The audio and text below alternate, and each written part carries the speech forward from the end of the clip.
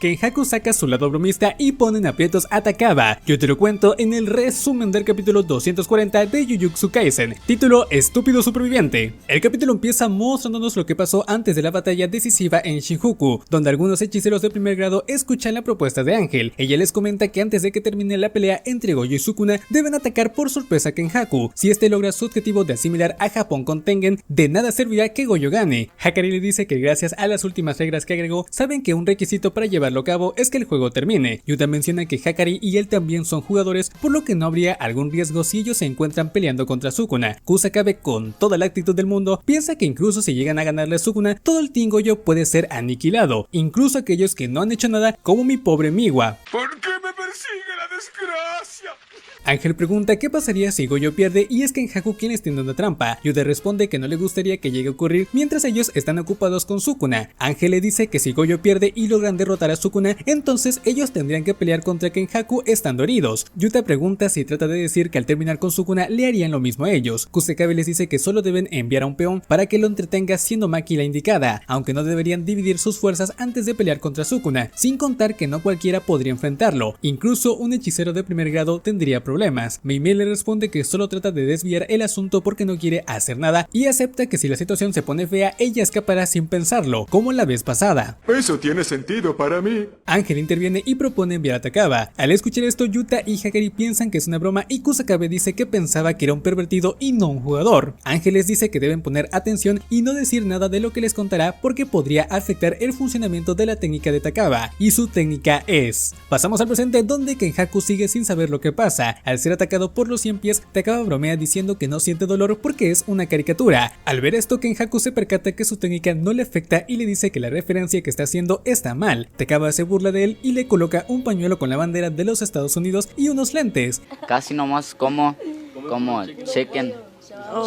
Ajá. Ante esto, Kenjaku deduce que su técnica le permite materializar ciertas situaciones y sucesos. Si puede materializar lo que imagine, debe tener cuidado. Incluso sus 1000 años de conocimiento son inútiles contra él. Aunque sea alguien que parezca increíble y poderoso, sabe que toda técnica tiene un punto débil, así que le pregunta: ¿tú quién eres? Takaba responde que es aprendiz de Nave y que el año pasado llegó a la primera ronda del P1. Kenjaku bromea con él preguntándole si habla del programa que era conocido por la mala interpretación de sus comediantes, esperando a que respondiera con algún chiste, pero Takaba lo ve como un insulto, respondiéndole que se convirtió en el enemigo de todos los comediantes de Japón. Kenjaku le dice que su humor se parece más al de Pony Fukumoto. Takaba responde que se lo dicen seguido y es alguien a quien admira. Mientras piensa que se llevarán mejor de lo que pensaba, Kenjaku le dice que no debería usar ese tipo de vocabulario. Takaba piensa que le gusta la comedia, así que le pregunta por qué quiere que todos se maten entre sí para crear a un monstruo. Esa es una excelente pregunta. Kenjaku responde que le parece interesante y, como ya lo contó en 2 ocasiones, se resumiría en curiosidad científica. Takaba le pregunta si hiciera algo más interesante no haría cosas tan atroces. Kenjaku le responde que no lo sabe, pero se saca de pedo al ver que en su cara está escrito hazme reír. Takaba se pone en modo serio y le dice que le contará un chiste libre de derechos de autor, gritando: no es de tu incumbencia.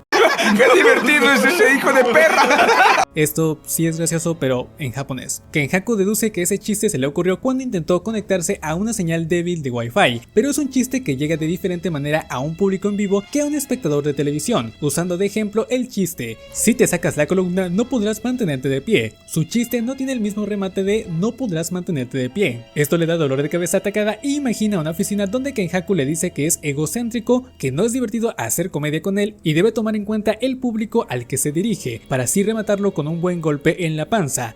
¡La panza! ¡La panza!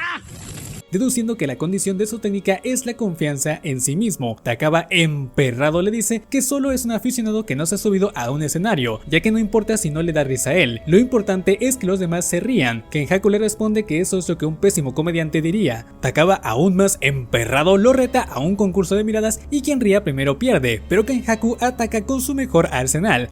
Dame un besito.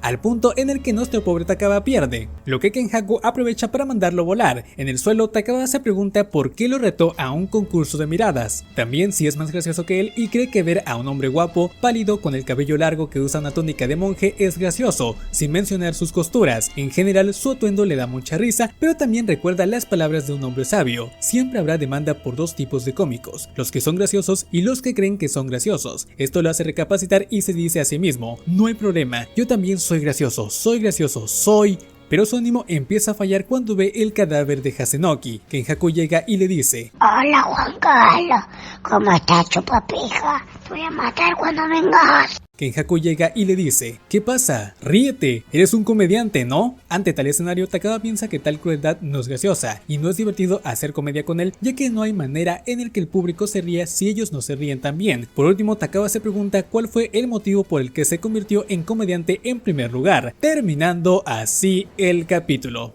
Pero bueno, parece que Yeye es capaz de hacer sufrir hasta los personajes más omnipotentes. Sin duda, este capítulo le da la vuelta a las ideas que se esperaban y nos demuestra que Kenjaku es alguien sádico y muy analítico. En lo personal, aunque me esperaba más un capítulo donde se jugara y se explorara qué tan lejos podría llegar la técnica de Takaba o a qué punto está dispuesto a llegar, he de decir que este capítulo me sorprendió bastante por diferentes puntos. Entre los detalles a destacar, tenemos la página doble color, donde podemos ver a los hechiceros más fuertes e inteligentes. También podemos ver de mejor manera el brazo de Itadori y desgraciadamente no es verde y no podrá hacer el Makan con Sapo. En la ilustración podemos notar dos cosas muy interesantes que no se alcanzaron a ver en el capítulo 238. La primera es que la punta que sobresale de su codo es más como una aleta, espina o sabrá Dios el nombre que tenga. Y el segundo detalle es que con esta nueva apariencia pudo recuperar el trozo faltante de su oreja derecha, la cual perdió en su pelea contra Sukuna, la cual por cierto Sukuna escapó como un cobarde. Es que no tenía todo su poder y Megumi lo estaba conteniendo. Escapó como un cobarde. Con respecto a este detalle, personalmente no me había percatado que en posteriores capítulos se le mostraba sin ese cacho. Si bien aún es muy pronto para especular cosas, personalmente tengo la teoría de que Itadori también es parte de los hechiceros modernos que despertaron una técnica. Como ya hemos visto, estas siempre tienen cosas personales o que marcan la vida del usuario. Ejemplos: Iguruma con la justicia y saber la verdad, y Takaba con la comedia. Y la de Itadori vendría a ser una que le permita adaptarse a otras técnicas o a sus oponentes, ya que desde el inicio Itadori siempre ha tenido que pelear para adaptarse a un mundo totalmente nuevo y ha soportado infinidad de ataques. Esto explicaría por qué pudo sanar y soportar los cortes de Sukuna, y ya una idea muy descabellada es que su técnica se mezcló con la de Sukuna y actualmente está pasando por un proceso para conseguir el cuerpo perfecto para la batalla. Con respecto al capítulo, tenemos el inesperado inicio donde Ángel y hechiceros de primer grado aparentemente tenían presente la idea de que Goyo podía llegar a perder, lo que le da más seriedad y peso a la reacción de muchos después de su muerte inesperada. Asimismo, su práctica nos confirma que actualmente todo el Team Goyo está más concentrado en acabar con Sukuna, pero la falta de varios personajes nos podría dar a entender que están preparando un ataque aún más grande. Con respecto a la pelea entre Kenjaku y Takaba, he visto cierta disconformidad con el resultado, así como una gran pregunta: ¿Takaba fue un vendehumo? Y la respuesta es no. Incluso me arriesgo a decir que este es uno de los capítulos en que podemos ver a Kenjaku de una manera más analítica. Desde que se percató de que Takaba puede alterar la realidad, este se centró más en conocerlo y entender su técnica, dándose cuenta de que depende mucho de la seguridad y confianza de Takaba. Y como vimos anteriormente, Takaba era alguien que hasta cierto punto era inseguro y sin un rumbo fijo, quien con pena y con temor aún así salía al escenario, algo que de cierta manera Kenjaku pudo notar, siendo más cuidadoso con sus palabras y su conocimiento con la comedia. Antes de acabar el video, me gustaría invitarte a que me sigas en mis redes sociales, en especial en TikTok y en Instagram, donde me gustaría hacer algunas dinámicas de futuros videos. Pero dime, ¿qué te pareció este capítulo? Recuerda que si tienes algún comentario acerca de Jujutsu Kaisen, no dudes en ponerlo. Sin nada más que decir, les deseo un lindo día, tarde o noche, dependiendo a qué hora estén viendo este video.